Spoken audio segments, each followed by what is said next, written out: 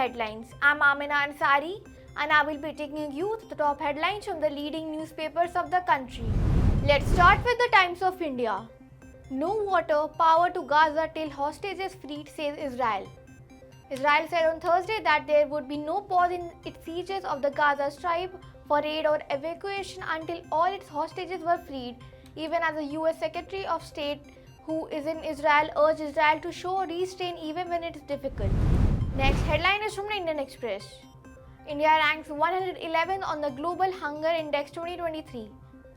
India ranked 111th out of the 125 countries in the Global Hunger Index 2023, a standing the government termed erroneous and having malified intent. In the index released on Thursday, India has scored a 28.7, indicating a serious level of hunger. The country came after neighboring countries like Pakistan, Bangladesh, Nepal and Sri Lanka. Let's move on to the headlines from the Hindu. India block rights to Meta and Google to remain neutral.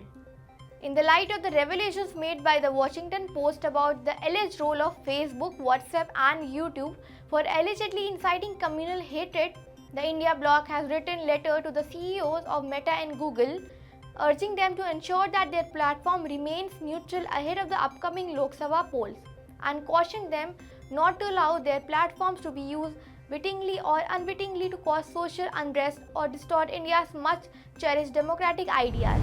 Next, let's move on to the headlines in the Economic Times. Inflation falls to 5%. IIP growth jumps to 10.3%. India's consumer inflation plunged to 5% in September from 6.8% in preceding month, while a pre-festival surge.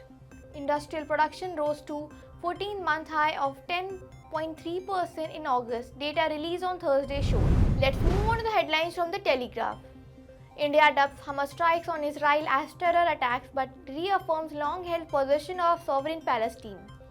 India on Thursday described the strikes by Hamas on Israeli cities as terror attacks, but at the same time reaffirmed its long-standing position, advocating negotiations toward establishing a sovereign, independent and viable state of Palestine living side by side at peace with Israel.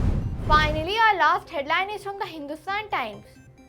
Top court asks woman to reconsider abortion. The Supreme Court on Thursday gave a 27-year-old woman 24 hours to reconsider her plea for immediate termination of a 26-week pregnancy, a day after a two-judge bench sharply differed on the case. A three-judge bench led by Chief Justice of India, D.Y. Chandrachud, said that the highest court of land cannot overlook the rights of an unborn child when it has to deal with cases of abortion. That's all for national headlines. To stay updated on the latest headlines from the leading newspapers, do join us on National Headlines from Monday to Saturday at 11 am.